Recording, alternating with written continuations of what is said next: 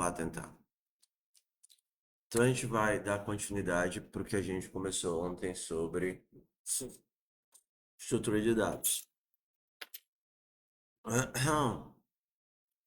Então, que faltou a aula de ontem, só a Raíssa que está aqui, ou mais alguém faltou? Pronto. Então, a gente já fez o início da parte de estrutura de dados de ontem.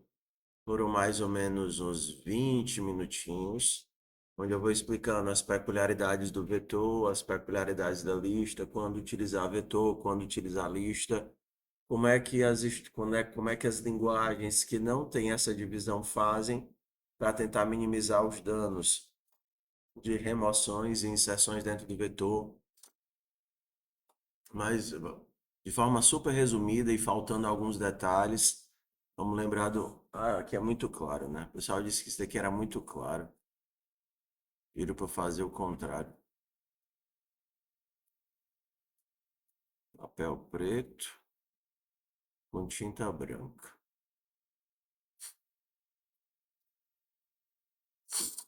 Ah, meu Jesus. Bora lá.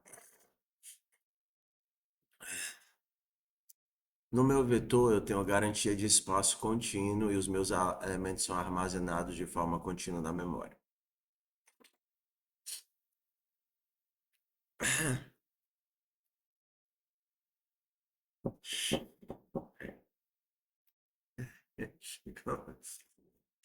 Vou espirrar.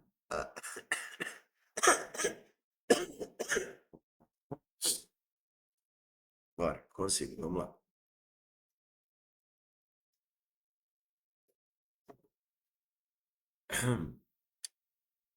Quais são as vantagens do vetor? A principal vantagem é que eu tenho acesso aleatório. Como ele é contínuo na memória, eu posso acessar os elementos através de saltos. Posso ir para o elemento 100 simplesmente dando um salto para a posição 100 e obtendo o elemento. Desvantagem do vetor é que qualquer processo de remoção ou de inserção no meio do vetor obriga a movimentar todos os elementos da estrutura. Quando eu preciso fazer.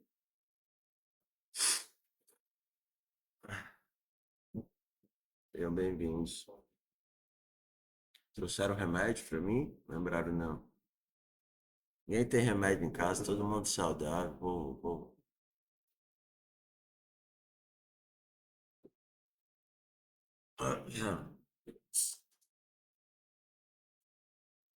Para vocês verem todos os detalhezinhos, vocês vão ter que ver a aula de ontem, então não vou repetir todos os detalhes. A vantagem da lista é que você tem os elementos vinculados um a um e eles podem estar em qualquer lugar da memória. Quando eu percorro a lista, eu sou obrigado a percorrer na ordem sequencial, porque os elementos eles precisam seguir a ordem sequencial para serem encontrados. Diferente do vetor que eu consigo dar saltos. A única vantagem da lista é que o processo de remover um nó é em tempo constante. Adicionar ou remover um nó implica em pegar esse nó e refazer a ligação de um elemento para o outro. Então, eu não precisei mexer com toda a cadeia de elementos. No vídeo de ontem eu mostro com mais detalhes quando utilizar uma e outra. Aí a gente foi para a próxima estrutura, que é baseada numa tabela, que a gente chama de tabela hash. Numa estrutura de tabela hash, quando você tem um elemento a ser inserido,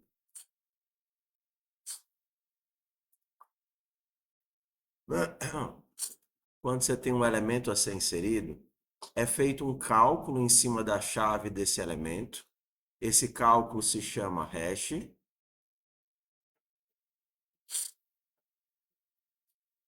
Não é você que faz, é a própria estrutura de dados que faz. Em cima desse cálculo, ele vai calcular onde esse elemento deveria estar na tabela. e aí ele armazena esse elemento em alguma posição da tabela. Como é que a tabela hash funciona? Ela funciona como se eu tivesse uma tabela, um vetor, com bastante espaço livre, e quando um elemento chega, através desse cálculo, entenda, já consigo imaginar ou prever onde é que esse elemento vai estar. Mesmo que exista outro elemento lá, vamos fazer de conta que tem um elemento aqui e eu queria colocar esse carinha, existem formas de lidar com esse processo, onde dois elementos estariam no mesmo lugar, que se chama colisão. Algumas delas, por exemplo, poderia ser só procure o próximo espaço vago. E aí lá na estrutura de dados você vai ver várias técnicazinhas para resolver o problema da colisão, remoção, obtenção do dado. Qual é a vantagem da tabela hash? Para eu saber se o elemento está na tabela, eu não preciso fazer como no vetor, que eu teria que percorrer de forma linear,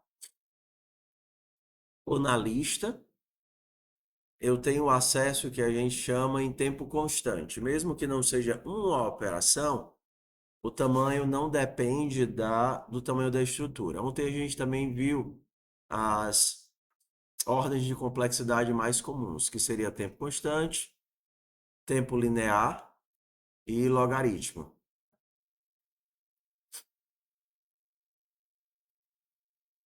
De forma bem resumida, tempo constante é quando eu não dependo da quantidade de elementos da estrutura. Tempo linear é quando eu dependo da quantidade de elementos da estrutura, e quando eu dobro a quantidade de elementos, eu dobro a quantidade de operações. E o logaritmo, de forma resumida, é quando cada acesso à minha estrutura divide o problema pela metade. De forma muito resumida, é assim. Então, o que seria um O de um tempo constante? Inserir numa lista ou remover numa lista, ou inserir no final do vetor. Eu estou no meio da lista, inserir significa só trocar as referências. Eu estou num determinado ponto da lista, remover é só trocar as referências. Inserir no final do vetor, remover do final do vetor é O de 1. Inserir numa tabela hash, remover ou pesquisar numa tabela hash. O que seria O de n? Percorrer uma lista é O de n. Procurar numa lista ligada é O de n, porque eu preciso passar por todos os elementos. Procurar por uma lista não ordenada ou por um vetor não ordenado é O de n, depende da quantidade de elementos. Se o meu vetor não está ordenado e eu quero saber se tem um número lá, eu vou precisar passar por todo mundo. Seja para encontrar o número ou para ter certeza que ele não existe. Se eu dobrar o tamanho da lista, consequentemente, eu vou fazer o dobro de operações. Em compensação, se eu sou numa lista ordenada, ou num vetor ordenado, melhor, estou aqui no vetor ordenado, e aí você pergunta, eu tenho o elemento 10.500, a gente tem o processo de busca binária, para a gente entender o logaritmo. Eu tenho o número 10.500 nessa lista, então você começa, já que isso daqui está ordenado, olhar para o meio da lista. Que posição é essa? Aqui eu tenho o 700.000. Se esse daqui é o 700.000 e a minha lista está ordenada, o 10.500 só pode estar para que lado? Direito ou esquerdo? Esquerdo. Então ele está para cá. Então, como a minha lista está ordenada, com uma consulta eu matei metade do problema. A cada nova consulta que eu fizer, eu vou eliminar metade do problema. Cada nova consulta que eu fizer, eu elimino metade do problema. E essa é a ideia da complexidade logarítmica. A gente tem várias variações e detalhezinhos, mas de forma geral, só para dar um sentimento, a ideia é essa. Então, vamos lá.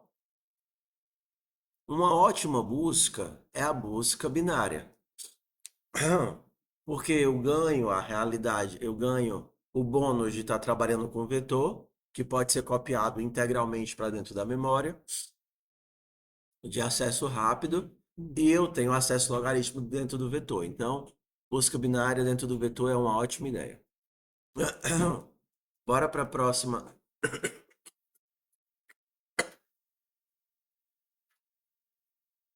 Uh, Bora para a próxima estrutura.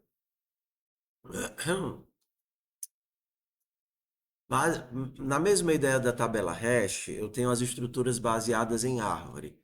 E elas têm muitas variações, tá? Para serem utilizadas em muitos problemas diferentes. Vou pegar aqui a mais simples para a gente ter uma ideia de como é que a árvore funciona. Na árvore, eu tenho a mesma ideia da lista ligada, onde eu posso inserir nós um a um, só que os nós eles não são inseridos de forma sequencial linear, mas eles são inseridos segundo uma ordenação. Na árvore mais comumzinha, que a gente chama de BST, árvore binária de busca, a gente usa uma sequência de que cada nozinho eu tenho dois outros nós e eles são ordenados. O da esquerda sempre é menor e o da direita sempre é maior. Então, se aqui é o 9, aqui poderia ser o 15, esse daqui poderia ser o 7, que é o único valor que poderia estar à direita do 7. O 8, porque tem que ser menor do que 9 e maior do que 7. Então eu tenho 8. Aqui à esquerda do 15 eu poderia ter o 12. À esquerda do 12 eu teria o 10. À direita do 12 eu teria o 14.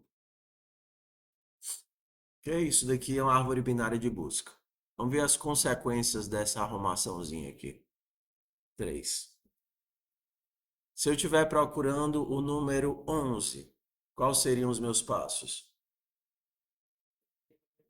Começo pelo 9. 11 é maior do que 9. Como 11 é maior do que 9, eu vou andar para a direita. Aí a gente já vai cair na mesma ideia da busca binária. Com um único acesso, você resolveu metade do problema. Se você tinha 1000 nós e a tua árvore está equilibrada, a gente chama de balanceada, com um único acesso você sabe que ele está para a direita. Então você não vai precisar olhar os 500 elementos que estão do lado de cá. Então a gente cai no mesmo caso da busca logarítmica aqui na árvore. Então vamos lá, eu estou procurando pelo 11. Eu estou procurando pelo 11, eu saio daqui para cá.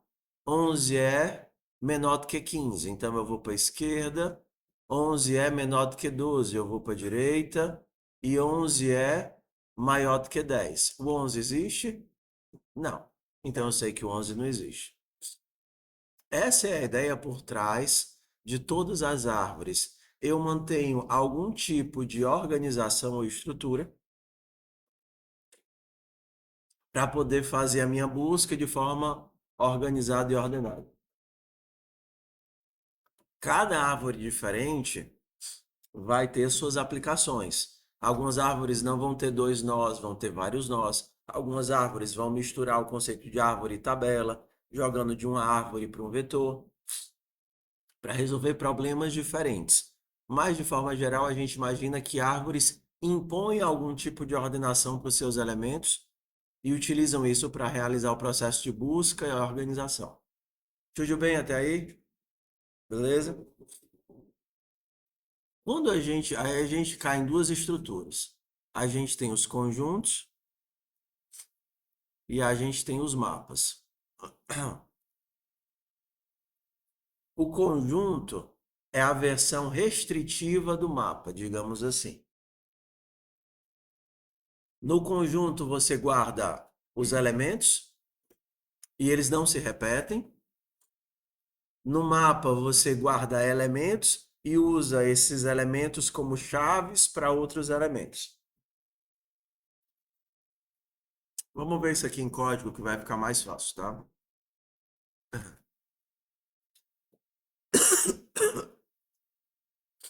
Botei para gravar, ainda bem. Glória a Deus.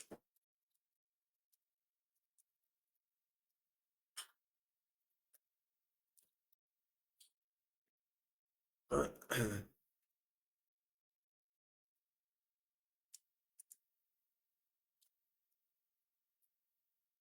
pessoal disse que não era mais para usar tema claro, não, com esses projetores.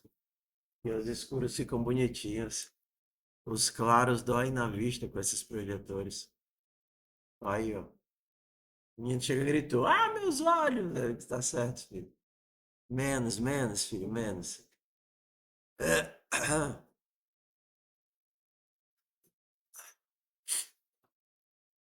Bora lá. Então vamos ver aqui o que é que a gente tem de estrutura na linguagem. Na linguagem a gente vai ter vector, na linguagem a gente vai ter list, na linguagem a gente ainda tem variações do vetor, que seriam a queue e o stack include.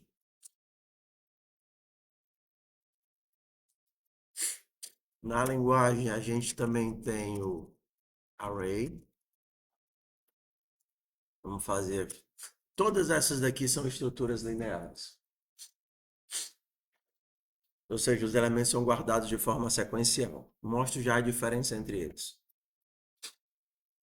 Aí a gente vai ter as estruturas não lineares, que seriam o map, o set, o unalineated map. Então, isso daqui é a árvore. Se a gente tivesse em Java, esse daqui seria o tree map. Em Java, esse daqui seria o tree set. Esse daqui seria o hash map.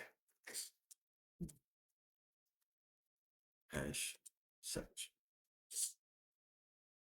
A gente ainda tem outros, mas eu não vou abordar aqui, que seria o multimapa, onde eu posso ter várias chaves. Eu conto quantas chaves existem, mas entendendo esses daqui tá de bom tamanho.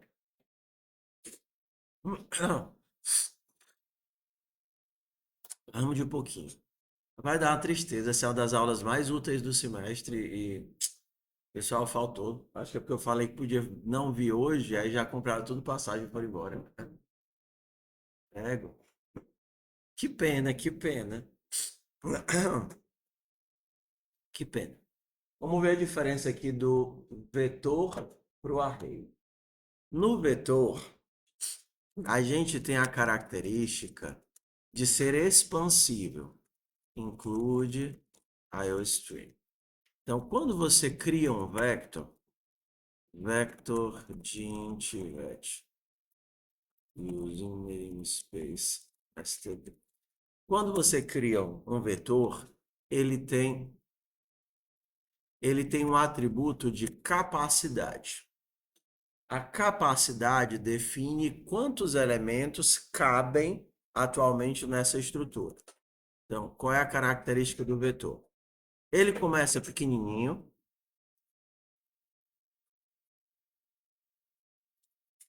O teu vetor começa pequenininho.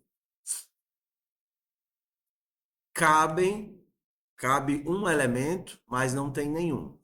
Aí você vai lá e coloca um elemento dentro do vetor. Quando você tentar colocar o próximo elemento dentro do vetor, ele vai perceber que não cabe e vai fazer automaticamente um processo de realocação de memória. Primeiro ele vai tentar pedir mais memória no mesmo lugar. Se tiver, ótimo, só expande o bloco de memória. Se não tiver, ele copia os elementos e realoca o ponteiro de memória. Aí você continua inserindo elementos. Aí inseriu 3. Toda vez que você tentar inserir um elemento que não cabe mais, aí ele vai fazer a mesma coisa. Ele vai dobrar a capacidade atual. Atualmente cabem 2. Agora vão caber 4 e ele vai inserir o próximo elemento, sei lá, 2. Sai. 2. Ainda cabe 1. Aí você insere o 5. Quando você tentar inserir outro, o que é que vai acontecer? Realocar. Expande, agora cabe em 8. E aí vai para 7, 3, 6, 9. Quando tentar inserir o próximo, vai para quê? Realocar, vai para 16. E aí ele vai nessa progressão 2 em 2. Se você já sabe quantos elementos você quer inserir, ao invés, se eu quero inserir 500, 1000, 1500, 5000 elementos, ao invés dele passar por todo esse processo, você pode fazer um reserve. Ó, reserva logo para mim aí 500.000 posições. Então ele já busca um bloco de dados que vão caber 500.000 posições, ao invés de ficar esperando estourar, realocar, estourar, realocar, estourar, realocar, estourar, realocar. Mas fora isso, ele se comporta como um array cru. Bloco de memória com garantia de acesso contínuo, bloco de memória com garantia de continuidade nos elementos e pronto.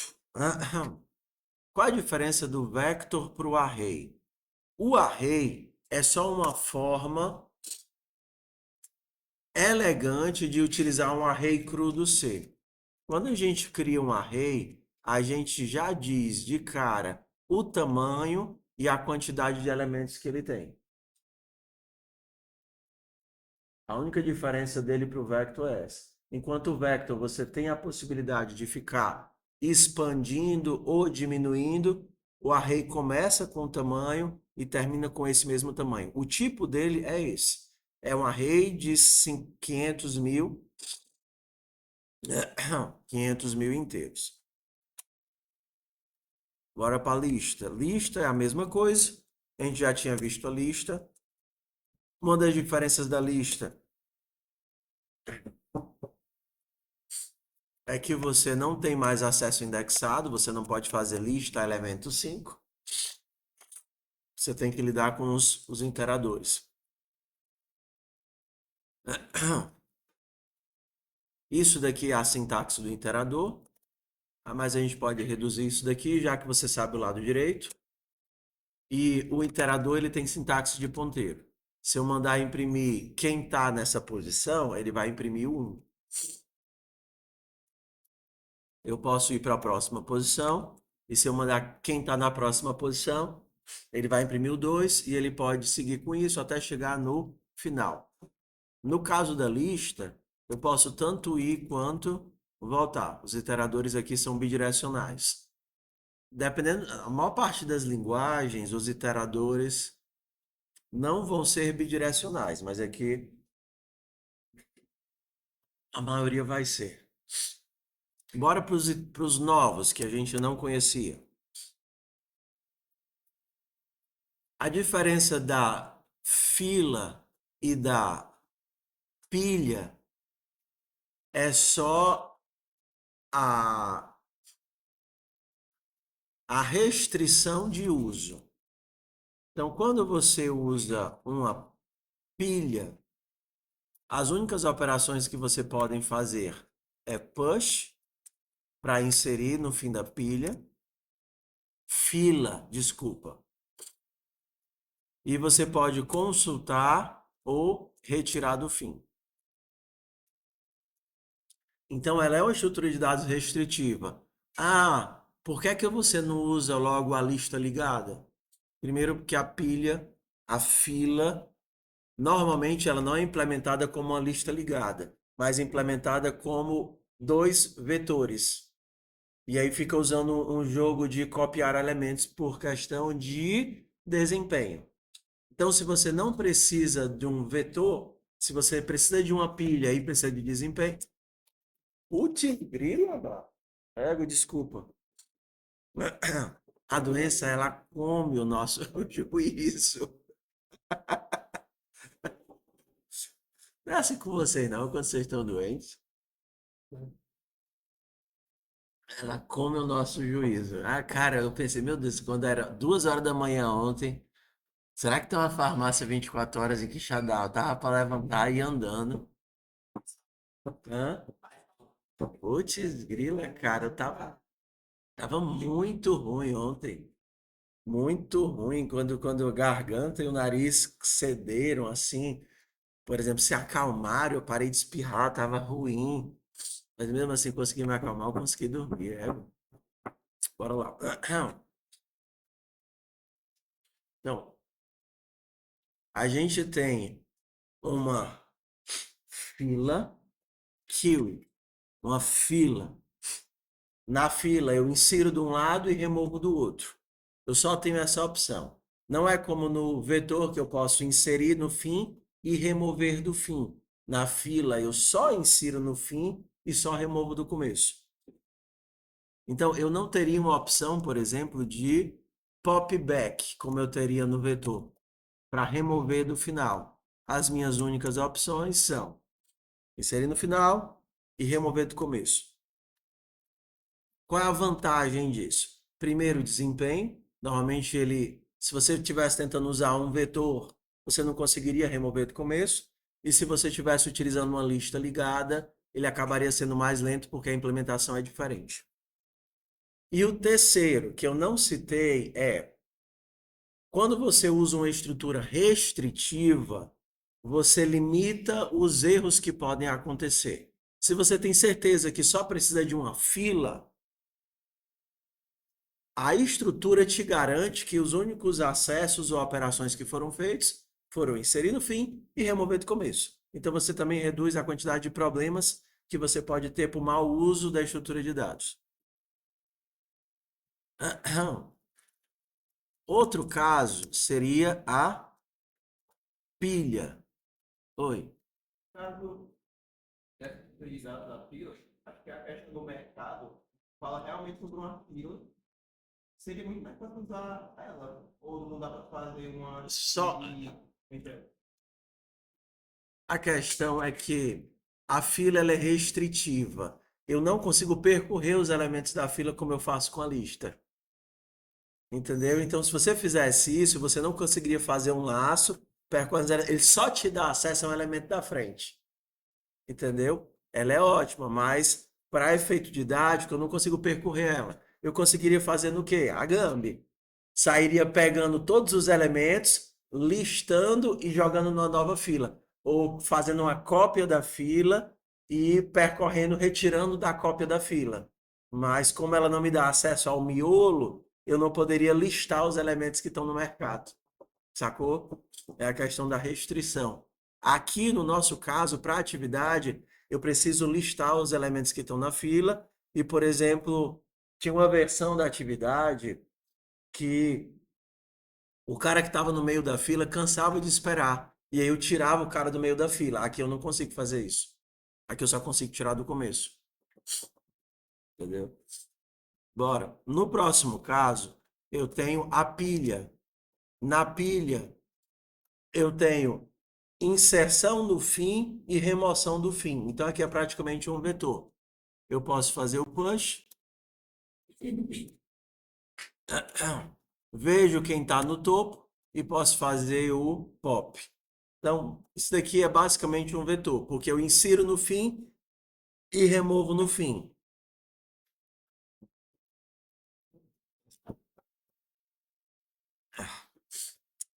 A pilha é mais um processo restritivo que nem o da fila.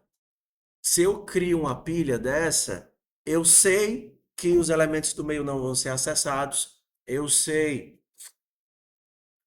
que eles não serão removidos, porque o vetor te dá essas opções.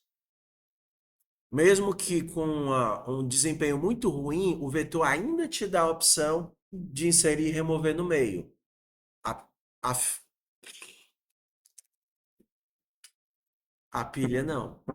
Eu só te dou acesso ao topo. Você insere, insere, insere. A única coisa que você tem acesso é ao topo. Então, as únicas operações que você tem é push e pop.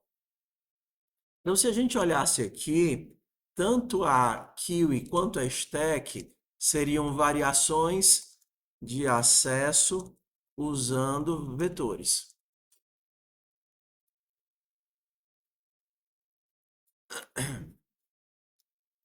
No fundo aqui eu ainda tenho um vector, no fundo aqui eu ainda tenho um vector. Então, esses daqui estão muito mais perto desse primeiro bloco. Tá? A lista, eu tenho a minha lista sequencial. E agora a gente vai para essas estruturas de dados aqui, que no caso do set, ele só existe um valor, e no caso do map eu exijo dois valores. Então vamos aqui, ó. Vamos aqui para o set. Características do conjunto. No caso desse daqui, eu tenho que os elementos obrigatoriamente estão ordenados, porque o set do C++ é um tree set, então ele é baseado em árvore. Então, se eu inserir os elementos, vou fazer aqui, hã? Não tem que estar, eles vão ser inseridos e mantidos ordenados.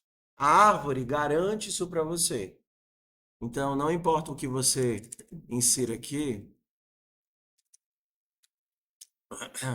vão ser inseridos e mantidos ordenados e sem duplicidade. Deixa eu fazer aqui.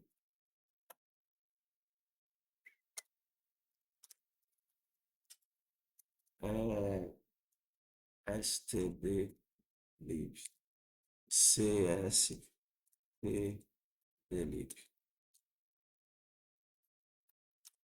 for int igual a 0 e menor do que 100. Vou inserir 100 elementos aleatórios aqui na lista, certo? Não, 100 elementos aleatórios. Para cada elemento da lista, imprima o elemento. Então, lembra, aqui eu estou num conjunto baseado numa árvore.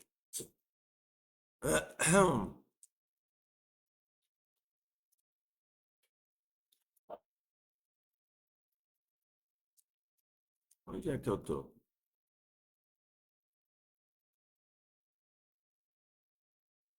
2, 3, 5, 8, 11, 13, 14, 15, 19. Então, eu tenho elementos sem repetição. Como é que você sabe que é sem repetição? Então, bora inserir logo isso daqui.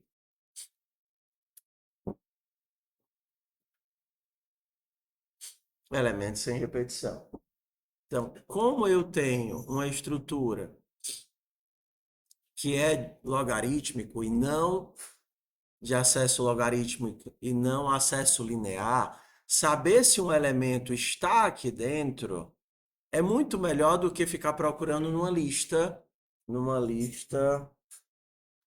ou num vetor. Só por efeito de comparação. O que foi que eu acabei de fazer aqui? Fiz 100 inserções, ok? Não, fiz 1 milhão de inserções. E aí, como ele é pequenininho, ele só verificou se o elemento existia ou não existia. E eu tenho medo de rodar, fazer isso no vetor e mandar ele tirar as duplicatas. Depois vocês fazem isso. Senão nossa aula não rende, que eu quero ver mapa, ainda quero usar na atividade. Então, vamos lá. Qual é a vantagem disso daqui? Você precisa de elementos sem repetição, você precisa de elementos ordenados. Então, você usa um tree set. Se você não precisa que eles estejam ordenados, você vai para um negócio desse aqui, ó. Unordered set. Então, eles não estarão repetidos, mas eles também não estarão ordenados. Aí a forma de uso é a mesma coisa.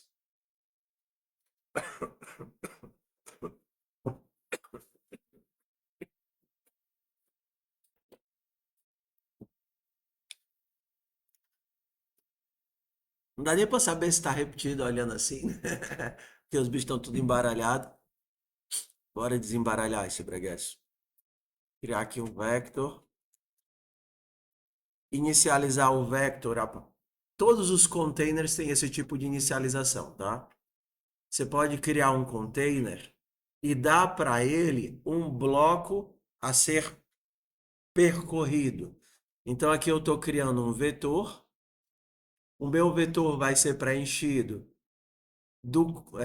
usando o percorrimento que vai percorrer do começo ao fim do conjunto. E aqui eu posso ordenar o meu vetor. std sort. Então, isso aqui vai ordenar o vetor do começo ao fim.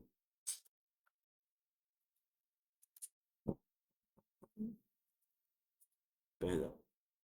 Para usar o sort, eu preciso do algoritmo.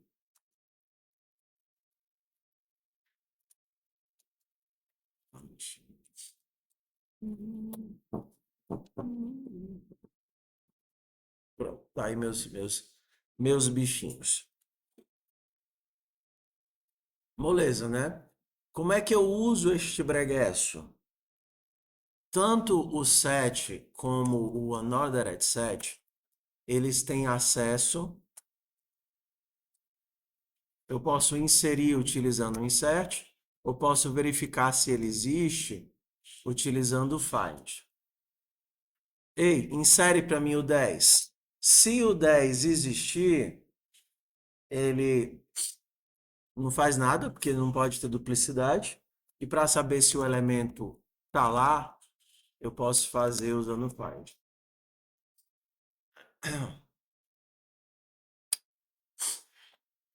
É bem simples, porque é simplesmente colocar o elemento ou não colocar o elemento e percorrer. Eu não tenho, lembra, eu não tenho chave aqui, eu quero o elemento na posição 20, eu quero o elemento na posição 30. Ou você percorre o seu vetor de ponta a ponta, ou você usa iteradores. Aqui no caso, vamos brincar aqui, ó. Vamos. Mas aí é injusto. Eu ia comparar o vetor com o conjunto, não dá não.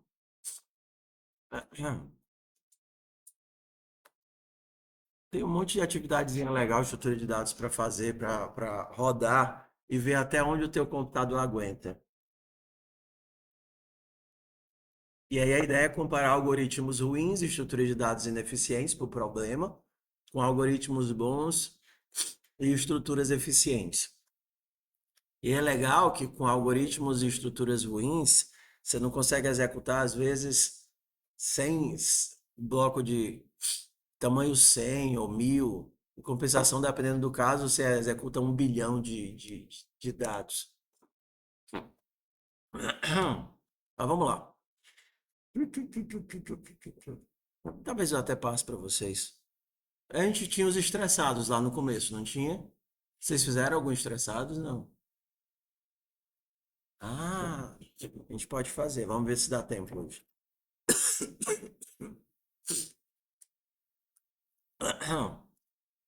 Bora agora para a estrutura de dados mais útil para a gente hoje, que é o mapa. Então, como é que o mapa funciona? O mapa, ele utiliza, assim ele vai utilizar uma estrutura de árvore para, dado uma chave, guardar alguma coisa. E aí é a parte que a gente vai utilizar mais para os nossos casos. A gente vai usar isso daqui para guardar praticamente tudo que tiver chave. Então, aqui eu poderia guardar o mapa, ele tem essa carinha de acesso indexado, tá vendo? M na posição A eu vou guardar o 1, M na posição B eu vou guardar o 2, M na posição D eu vou guardar o 4. Para quem viu Python, mapa é uma das estruturas padrões de Python, né? Que eles chamam lá de dicionário. Alguém programa em Python aí? Python na vida? Não? Tá. Então isso daqui seria o equivalente ao dicionário do Python. Quando eu defino um tipo, isso daqui vai ser a chave, isso daqui vai ser o tipo armazenado. E aí é importante que vocês aprendam a fazer todos os tipos de manipulação com o mapa. Inserir, pesquisar, remover, substituir, tudo, porque é a nossa nova estrutura queridinha do coração daqui para o final de semestre. Tudo que antes a gente fazia com vetor e precisava ter uma chave, a gente agora vai guardar essas carinhas através de um mapa. Então vamos ver aqui as funções mais úteis. Primeiro é o que a gente chama de acesso destrutivo. Tá? Quando a gente faz esse tipo de acesso aqui, se ele não existir, ele é criado, e se ele existir, ele é substituído. Tudo bem? Então, esse tipo de acesso aqui é o acesso destrutivo. Não que ele é ruim, mas que ele não verifica se o elemento existe ou não existe. Não existir, cria. Se existir, substitui. Então, um exemplo, posso fazer a altura do Davi é 178.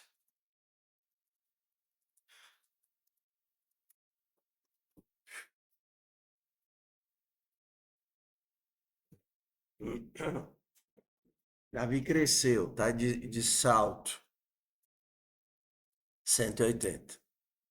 Então, nessa linha aqui, a entrada não existia, a entrada da minha árvore não existia, foi criada.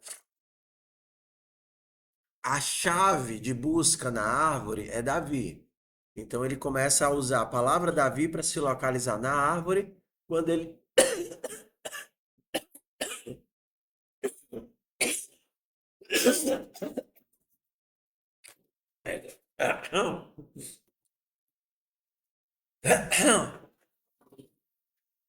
Vou pegar mais água. Obrigado.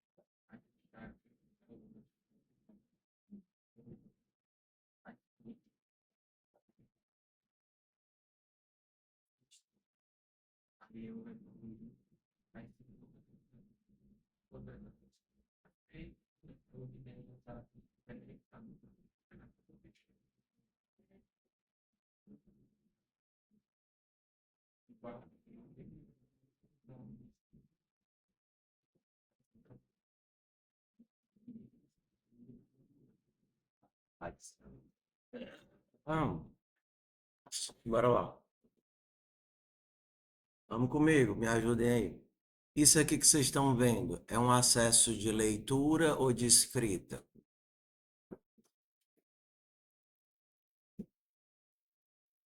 Escrita. Eu não me importo com o valor que está ali. Eu estou pegando o bloco de dados para escrever nele. Então, se esse bloco não existia, foi criado. Então, se eu tentar mostrar onde está o David, o valor que está no David, ele vai me mostrar 180. Mas se eu tentar mostrar o valor que está na Ana, ele vai mostrar zero. Mesmo como leitura, é um acesso destrutivo. Se não existia, ele cria. Beleza? Esse acessozinho aqui de chaves. Eu tenho outros tipos de acesso também. m.at David é a mesma coisa. m.at.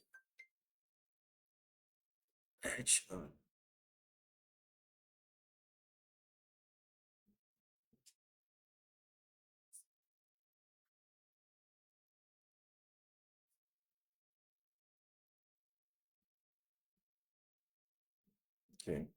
Cirurgia do meu pai é só a segunda. Vamos lá. Coisa boa. Então vamos lá. Esse daqui é acesso destrutivo. Esse daqui é acesso verificado. Então, se a gente olhar aqui, na descrição, ele vai dizer, olha, o que é que agora tá pequeno? Ele vai dizer, olha, ele lança uma exceção do tipo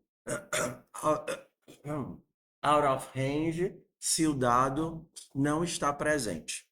Então, se eu tentar fazer isso daqui, tirar a Ana daqui e usar o et para fazer o acesso, como Ana não existe, ele vai disparar a exceção. Aqui, ó. Terminou depois de um out of range. Como é que eu capturo essa exceção aqui? Vocês lembram de ontem? Usando um try catch, né? Foi aula de ontem, não foi? Foi. Eu vou tentar acessar a Ana, ele vai disparar a exceção. Essa exceção está dentro do bloco try. Eu vou capturar essa exceção. Todas as exceções padrões do C++, elas herdam de exception. E aí eu não deixo estourar o erro, eu posso fazer o que eu quiser. Sei lá, vou criar a Ana. Ponto, act.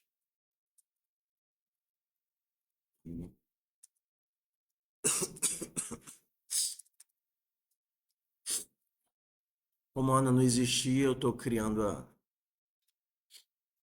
Vamos ter um olhar aqui um pouquinho mais apurado sobre isso que está sendo escrito aqui, tá? Vamos lá. Toda vez que você utiliza uma estrutura de dados, você está fazendo uma operação de busca.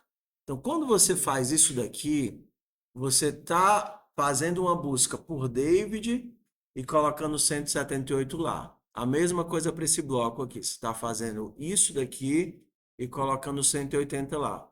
Então, muitas vezes é mais útil para a gente, se a gente pensar em termos de desempenho, fazer uma busca e obter um iterador. Porque, mesmo que isso daqui seja um acesso que tenha baixo custo, ainda tem algum custo. Tudo bem? Mesmo que seja uma estrutura otimizada de baixo custo, ainda tem algum custo. Nas nossas atividades, não, isso aí é irrelevante. Mas eu estou falando em termos de otimização aqui. Vamos ver a diferença. Isso daqui vai buscar pelo elemento uma única vez.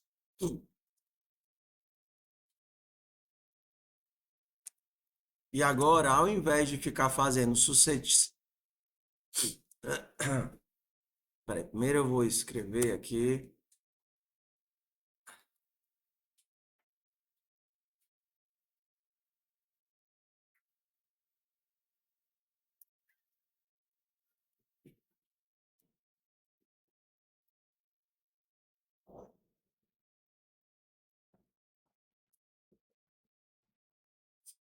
Acho que eu estou confundindo vocês em relação a isso, tá? Vamos lá. Inserir o dado. Inserir com acesso destrutivo. Fiz a busca e obtive o iterador. E a partir daí eu posso manipular o elemento através do iterador, ao invés de ficar fazendo várias e várias acessos a ele via busca. Outra forma que eu também posso usar para inserir é o insert. A vantagem do insert é que ele é bem mais completo. Ele já me diz, ó, ele diz se deu certo a inserção e se deu certo onde o elemento está. Então a linguagem é cheia dessas ferramentas para te permitir a otimização. Então você pode, numa mesma ação, fazer a inserção, verificar se deu certo e já ter o ponteiro para o elemento inserido. E a partir daí você utilizaria só o ponteiro ao invés de ficar o tempo todo percorrendo a lista através do elemento. A gente não vai precisar fazer isso, eu só estou dizendo que isso existe. Tudo bem? Existem ferramentas de otimização que evitem que você, toda vez que quiser acessar o elemento, tenha que percorrer a estrutura para caçar o elemento. A gente não está mais no vetor. Não é mais como se eu estivesse dizendo posição 500, e isso é feito em ordem 1, porque é só dar um salto por 500, só dar um salto por 500, só dar um salto por 500. Aqui não, você está numa estrutura complexa que tem que ser percorrida para encontrar o elemento que você quer. Entendem que existe uma pequena diferença aqui? Só estou dizendo que para estruturas complexas, você tem formas de otimizar acesso, leitura e escrita, mesmo que nos nossos casos não seja necessário. Ui! Ia derrubando minha água. Talvez para o nosso caso, você só precise se atentar a duas estruturas, duas ações básicas. Primeiro, a acesso, acesso direto destrutivo, que você já consegue ler e escrever, mesmo que cada acesso custe uma busca. Segundo caso seria saber se o elemento existe. Olha que gambi legal. Para você não usar interadores, você poderia saber se o elemento existe assim. Conte quantas vezes o A aparece. Aqui é quantas vezes essa chave aparece. Se essa chave aparece uma vez, é porque a chave está na estrutura. Então você poderia dizer que ele foi encontrado. Temos acesso, temos busca e só nos falta remoção. M.erase A. Trivial. O uso é trivial. Tenho acesso, tenho busca e eu tenho remoção. Isso sem precisar ficar me preocupando em ficar caçando no vetor se o elemento tá. Procura se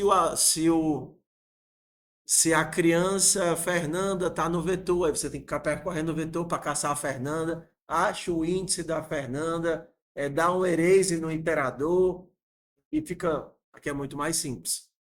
Bota a Fernanda no vetor. E aí, como é que isso daqui funcionaria com classes? Olha como fica facinho. Basta eu dizer que tenho uma pessoa. E aí, na Fernanda, eu vou colocar uma pessoa. Se eu quero saber se a Fernanda está no vetor, é só perguntar se a Fernanda existe no vetor.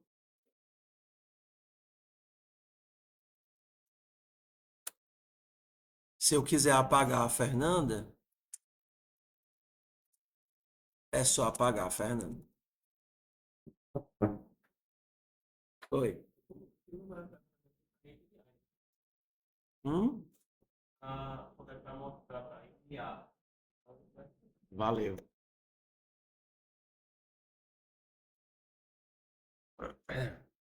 Valeu, valeu. Outra forma de fazer esse bloquinho aqui seria com imperadores. E T é igual a. A Fernanda está aí. Se eu não cheguei no fim, eu tenho. O meu iterador ele me joga para um local da árvore. E esse local da árvore tem duas coisas. Tem a chave e tem o objeto guardado. Não poderia desempacotar assim, ó. Eu tenho a chave, perdão, vou fazer assim. Aqui é o objeto. O second é o objeto e o first é a chave. Chave é o first e o second é o objeto.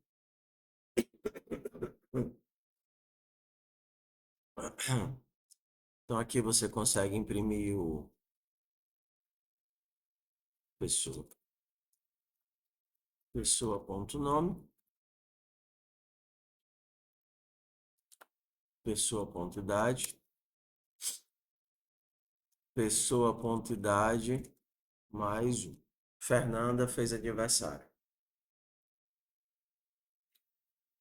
Atenção que se eu não fizer acesso como referência, eu vou copiar a pessoa. Ó, a pessoa aqui é estática.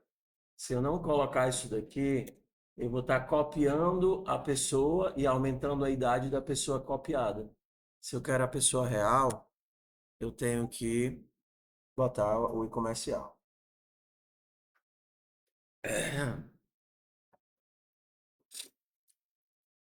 Vamos ver alguma das atividades para usar isso daqui.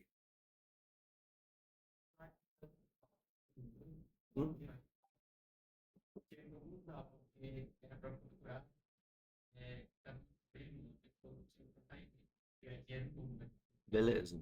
Aquela dali dá para fazer com o vetor, armazenando com os elementos, mas também daria para fazer com mapa. Olha que legal, ó. É uma atividade legal que dá para fazer de duas formas. Na atividade do cinema, a gente tem que gerenciar uma lista de cadeiras e colocar as pessoas nas cadeiras do cinema. Essa daí é bem legal, que vai mostrar a diferença entre os chips. Então aqui a pessoa eu vou manter, tudo bem? E aqui no meu cinema eu vou chamar de cinema vetor. E o meu cinema vetor eu vou vai ter um grupo de pessoas. Quando eu crio o cinema, eu já digo quantas pessoas cabem no cinema. Cinema vetor.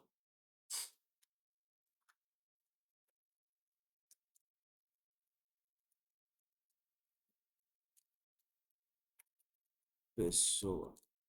Olha que legal. Shared PTR precisa de. Eu vou fazer com ponteiro cru mesmo. Só para a gente ver a diferença.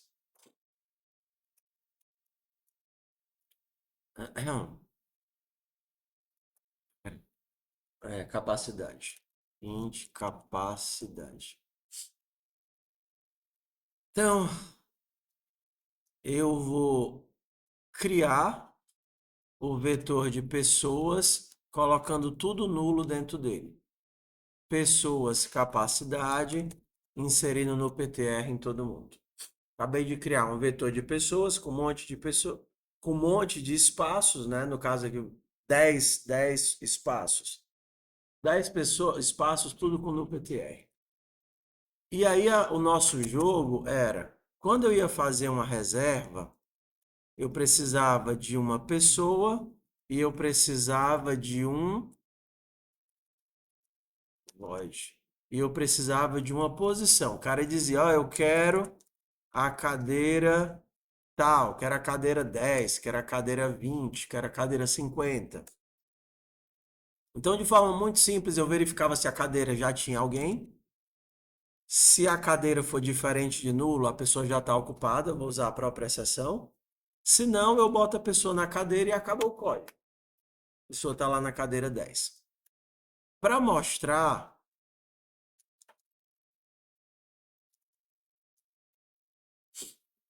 preciso aqui do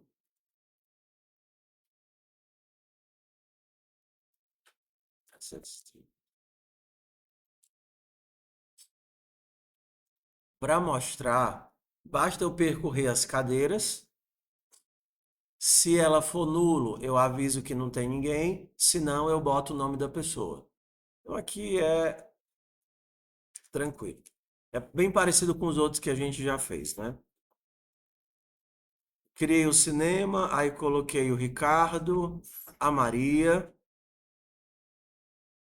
Deixa eu fazer aqui um toString para pessoa, botar logo os dois.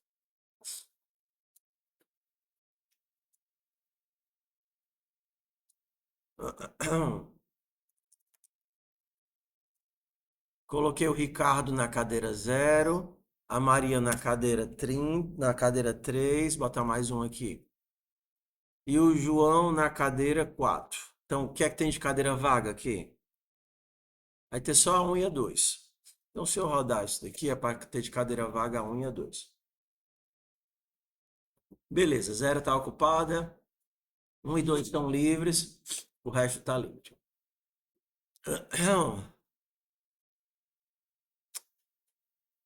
Ok. Já que eu estou com ponteiro cru, como é que eu crio um destrutor? Vocês acabaram não fazendo porque vocês fizeram tanto ponteiros inteligentes, vocês nunca precisaram gerenciar a memória, né? Se por acaso o objeto do cinema for destruído, eu preciso dar fim em todos os blocos de memória que ele está armazenando. Então, poderia fazer assim, ó, percorrer a fila de pessoas e se ela existir, se eu tiver um bloco de memória lá, eu deleto essa pessoa. Aqui um destrutor para o cinema. Só preciso disso porque agora eu estou lidando com... Eu não tenho mais chave de PTR. Então eu tenho que devolver a memória que foi dada para ele fazer gestão.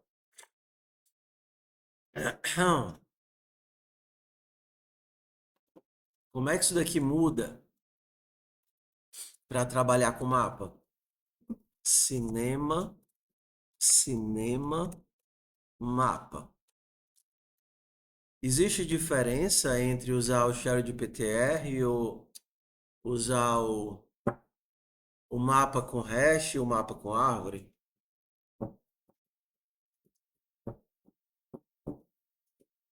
Para a gente não vai fazer, porque o método principal de listagem vai exigir que você com a árvore ficava melhor. Mas não é como se eu tivesse numa agenda telefônica que eu fosse só listar as pessoas que existem. Se eu tivesse listando ordenado por nome, aí o, cine, o tree ficava melhor. Só que eu preciso colocar cadeiras vazias nos locais que não tem ninguém. Dá para fazer um algoritmo legal aqui. Eu vou fazer o mais simples possível porque eu estou chegando no meu limite já. Então, aqui, quem vai ser a chave da estrutura? Vai ser o nome da pessoa ou o número da cadeira? Depende, né? Que eu tenho que fazer busca tanto pelo nome, pelo número da cadeira, que na hora que eu for reservar, eu tenho que verificar se já tem alguém nessa cadeira. Então, o número da cadeira é uma das chaves que a gente usa. Cada reserva precisa saber quais cadeiras estão ocupadas e quais não estão. Mas eu também tenho outro método que eu preciso do nome da pessoa na hora que ele faz o cancelamento.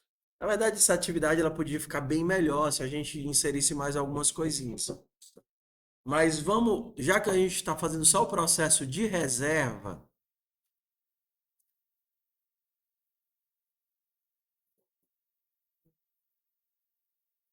é melhor com vetor mesmo.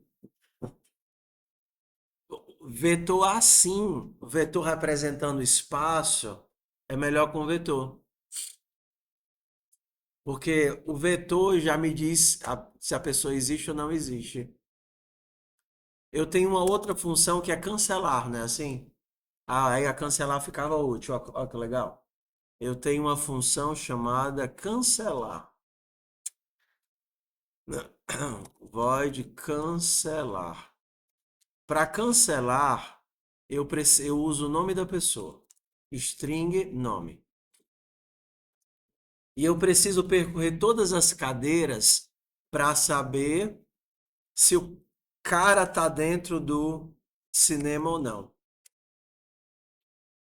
Para todas as cadeiras, se a cadeira existe e é desse cara, aí eu tenho que tirar a pessoa da cadeira, colocar nulo na cadeira e voltar. Ou então devolver. Aí nesse caso, cancelar seria útil, porque eu não teria que fazer a busca cação da pessoa. Eu poderia saber se a pessoa tá ou não tá, só olhando para o mapa. Mas não dá para resolver de um golpe só, porque eu tenho que fazer duas buscas. Tenho que buscar por índice e tenho que buscar por nome. Então, eu precisaria de duas estruturas redundantes. Vocês nunca viram redundância ainda. Ok, meu povo. Então, eu já estou aqui bem ruim. A gente tem várias pequenas atividades para fazer. Elas não são atividades grandes, mas elas vão exigir um pouquinho de vocês. Essa atividade aqui de contato, ela é simples, ela só usa Cara, eu tinha uma piada tão legal dessa atividade.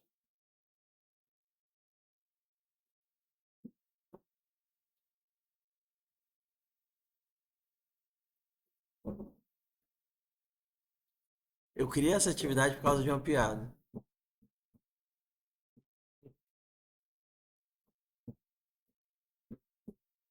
Era um trocadilho do Coringa ligando pro Batman e convidando ele para um batizado, mas eu não lembro como era o corpo da piada.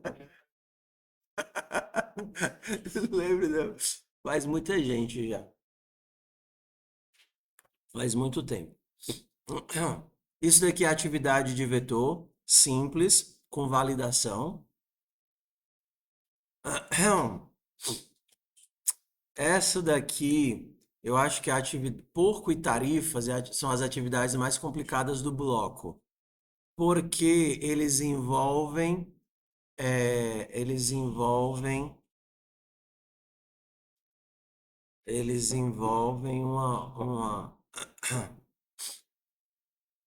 métodos estáticos aqui. Cara, eu vou fazer o seguinte, ó. A gente vai pular esse bloco de composição e enumeração, tá certo? Eu vejo ele na próxima semana e a gente vai ter para a semana que vem a agenda e a agiota. Como é que tá a vida de vocês? Tá boa?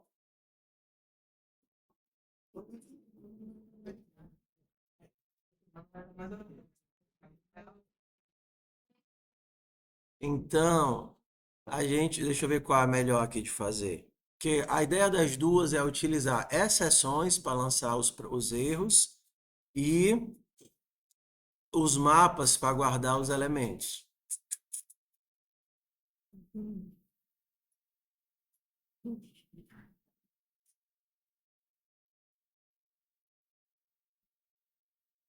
Agiota, tá? Agiota é legal. São os empréstimos do seu Ptolomeu.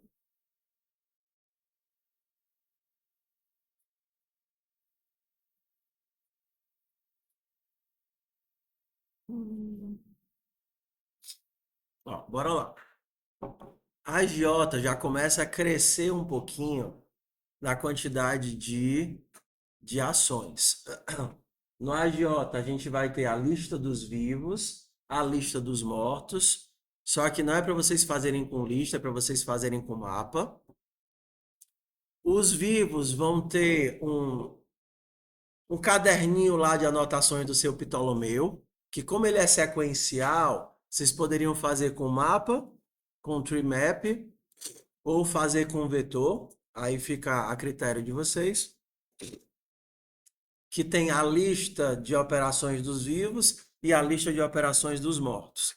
Em si, a lógica da atividade não é muita, tá? É basicamente pegar dinheiro do Ptolomeu e dar para a pessoa, e aí a pessoa vai pagando aos pouquinhos, como se fosse um banco, tá certo? Então, o jogo aqui é só encontrar as pessoas. Então, você vai ter que utilizar, fica muito mais fácil se você utilizar os mapas para poder encontrar as pessoas e lançar as exceções para quando o caso delas não existirem. Os códigos ficam limpos. Se você começar a fazer código muito monstruoso, não tá legal, não tá certo. Tá tudo bem? Porque quando você colocar exceções e mapas, você purifica um bocado os problemas que podem acontecer. Porque você não precisa de um monte de if else para saber se a pessoa existe, se tem saldo suficiente, se pode pagar, se não pode pagar. Vai ter um método de validação que lança uma exceção e as tuas camadas de lógica ficam limpinhas. Vou dar um exemplo aqui, foi um exemplo que eu inventei ontem para o pessoal da tarde, vai ajudar um bocado vocês a entender esse lance de como as exceções facilitam. Seja, vocês sabem somar 2 mais 2? Hã? Pronto. Então, se eu tentasse somar, vou criar aqui um método somar. 2 mais 2. Isso daqui é para sair quanto? 4. Só que a gente tem que somar nomes, ok? Vamos somar nomes. É fácil. Quais são as operações que a gente tem que fazer? Número 1, eu vou ter que converter de nome para número. Depois eu vou ter que somar os números. E eu vou ter que fazer o quê?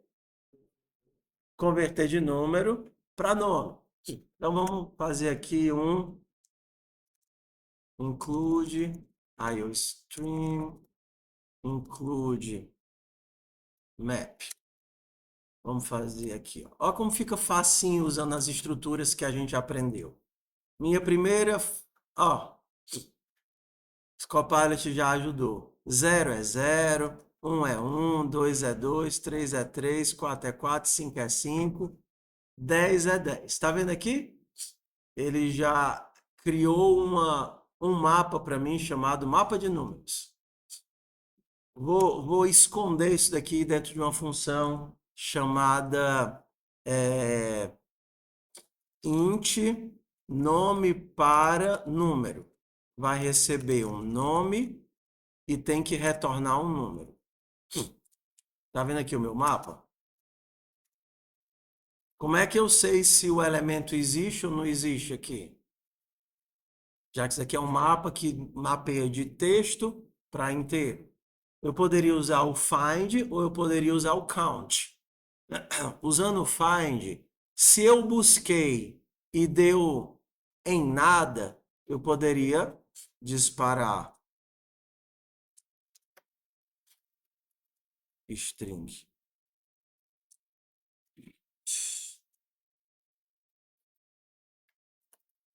Nome, nome não encontrado.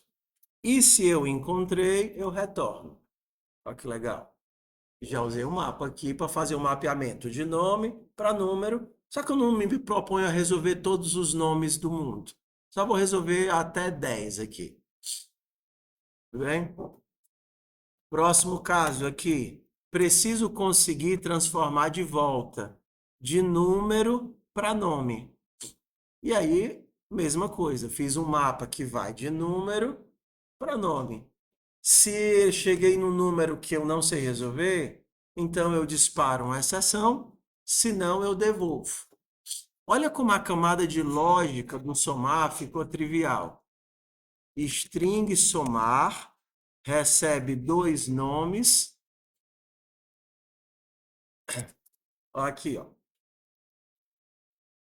Transformo o primeiro em número, transformo o segundo em número, somei os dois, vai dar um número qualquer, e eu converto de volta para nome.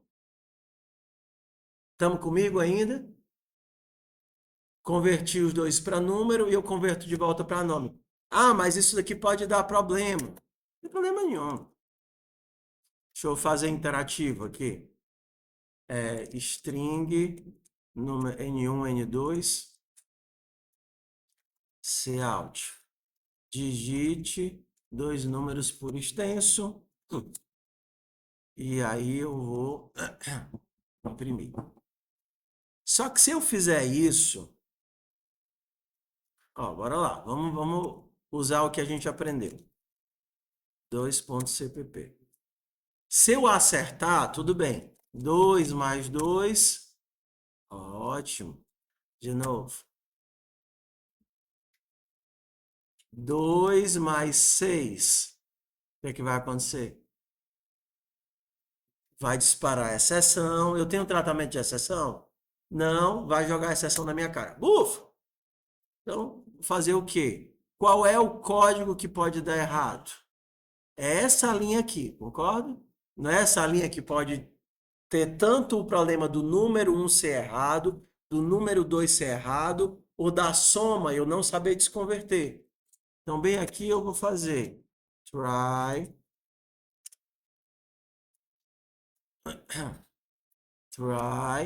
catch, e agora ele só vai mostrar a soma se isso daqui passar no, se esse aqui não tiver nenhuma exceção. Se não, 2 mais 6, desculpa, ele primeiro lança isso daqui para o Cout antes de processar o somar. Int valor somar. Valor. É somar?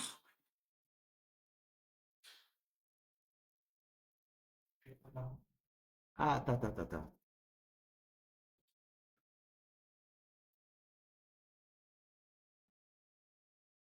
2 mais 6. 6 não encontrados.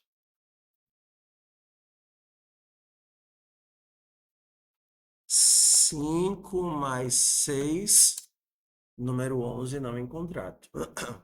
Então vamos ver como a minha lógica ficou, a minha camada de lógica ficou trivial. Eu não precisei fazer um zilhão de verificações de será que esse número existe? Será que não existe? Qual foi o retorno? Foi menos um? Foi mais? Não precisei verificar isso daqui. Deixei tudo para o caso de as exceções serem lançadas e ela ser tratada no colocal correspondente. Útil? Muito útil. Tanto agora tenho a possibilidade de fazer um mapeamento de nome para número, que antes eu não tinha, né? Antes eu precisaria botar isso daqui numa lista e fazer uma busca em vetor, ou então jogar um monte de fielces aqui para poder fazer esse mapeamento. Beleza? Então as atividades é para terem essa essa vibe, tá certo? Usa mapas onde você puder usar mapas, lança exceções onde você puder lançar exceções e tenta fazer as camadas de lógica o mais simples possível, porque as exceções que forem disparadas ali, é futebol de botão, eu te chuto já já, não vão ser tratadas ali. Tudo bem? Então vamos ficar com a AJ para semana que vem, ele é bem divertido.